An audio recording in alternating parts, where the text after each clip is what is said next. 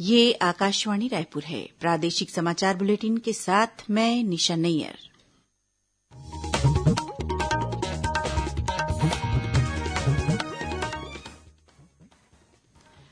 अब पेश है आज के मुख्य समाचार। प्रधानमंत्री ने विश्व जल दिवस के अवसर पर कैच द रेन अभियान की शुरूआत की। कहा, जल संरक्षण और जल प्रबंधन आने वाली पीढ़ियों के लिए महत्वपूर्ण। कोरोना संक्रमण के बढ़ते मामलों के मद्देनजर छत्तीसगढ़ में स्कूल कॉलेजों को बंद किया गया। 10वीं और 12वीं बोर्ड को छोड़कर अन्य कक्षाओं के विद्यार्थियों को जनरल प्रमोशन दिया जाएगा। संस्कृति विभाग ने नए कार्यक्रमों को भी स्थगित कर दिया है। राष्ट्रीय फिल्म पुरस्कारों के तहत आज भूलन द मेज को सर्वश्रेष्ठ छत्तीसगढ़ी फिल्म अवार्ड देने की घोषणा की गई। और राज्य सरकार ने 4 जिलों रायगढ़, नारायणपुर, सूरजपुर और महासमुंद जिला पंचायत के मुख्य कार्यपालन अधिकारियों को बदला।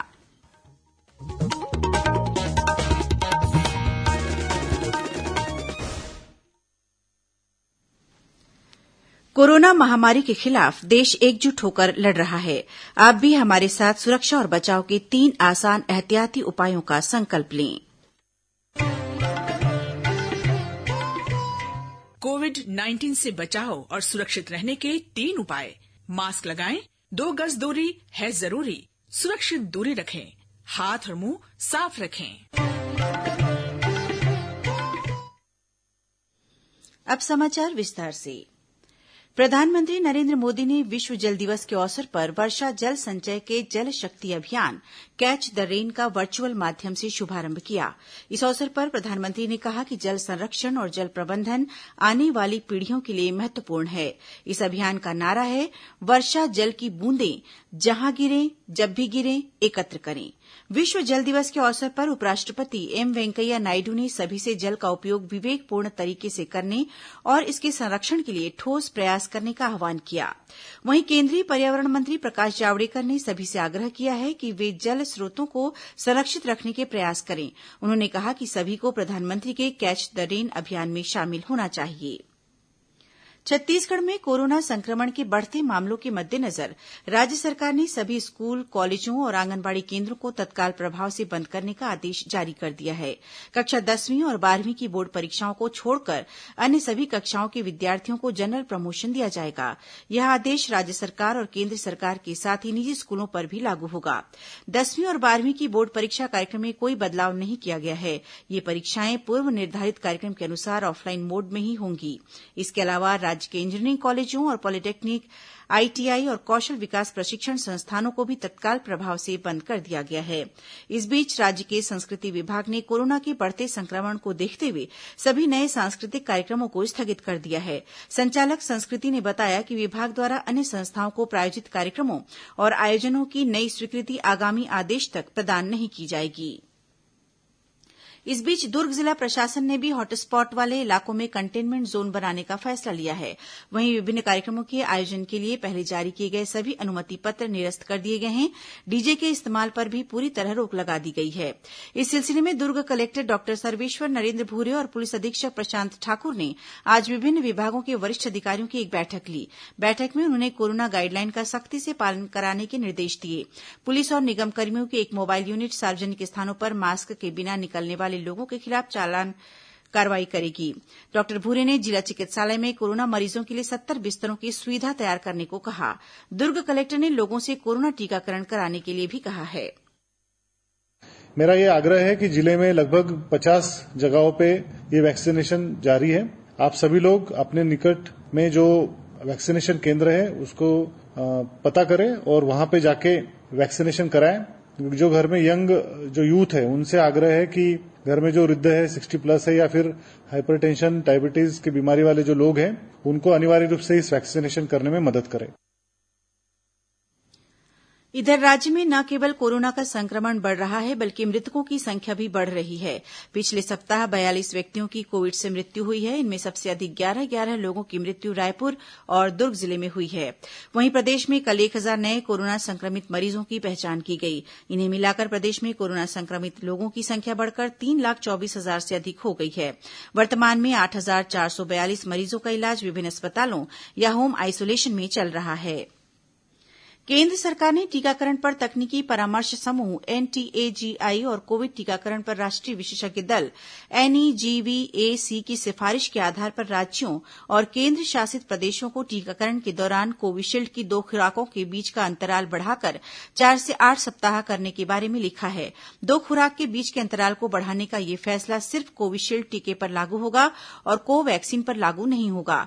केंद्रीय स्वास्थ्य मंत्रालय ने कहा कि सरकार ने विशेषज्ञ समूह की सिफारिशें मान ली है। केंद्रीय स्वास्थ्य सचिव ने राज्यों और केंद्र शासित प्रदेशों से आग्रह किया है कि वे संबंधित अधिकारियों को तदनुसार निर्देश दें कि वे संशोधित खुराक अंतराल के बारे में व्यापक रूप से जागरूकता फैलाने के लिए आवश्यक कदम उठाएं। प्रदेश में 45 अनुसूचित नियोजनों, कृषि नियोजन और अगरबत्ती नियोजन में कार्यरत श्रमिकों के लिए न्यूनतम वेतन की दरें निर्धारित की गई हैं। बीते 1 अप्रैल से आगामी सितंबर तक अकुशल, अर्धकुशल, कुशल और उच्च कुशल श्रमिकों को सरकार द्वारा निर्धारित अलग अलग श्रेणी में न्यूनतम मूल वेतन और परिवर्तनशील महंगाई भत्ता प्रदान किया जाएगा। निर्धारित दरों के अनुसार अकुशल श्रमिक को प्रतिमाह 9,720 रूपये, अर्धकुशल श्रमिक को 10,370 रूपये, कुशल श्रमिक को 11,150 रूपये और उच्च कुशल श्रमिक को 11,930 रूपये प्रतिमाह का न्यूनतम वेतन दिया जाएगा। प्रादेशिक समाचार आप आकाशवाणी रायपुर से सुन रहे हैं।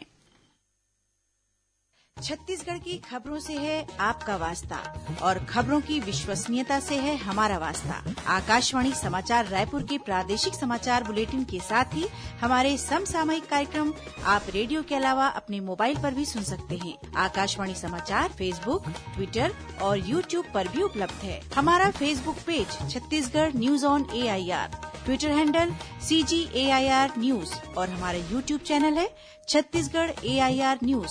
तो अब रेडियो के साथ ही आपके मोबाइल के जरिए भी हम पहुंच रहे हैं आप तक। छत्तीसगढ़ की हर खबर के लिए सुनते रहिए आकाशवाणी समाचार।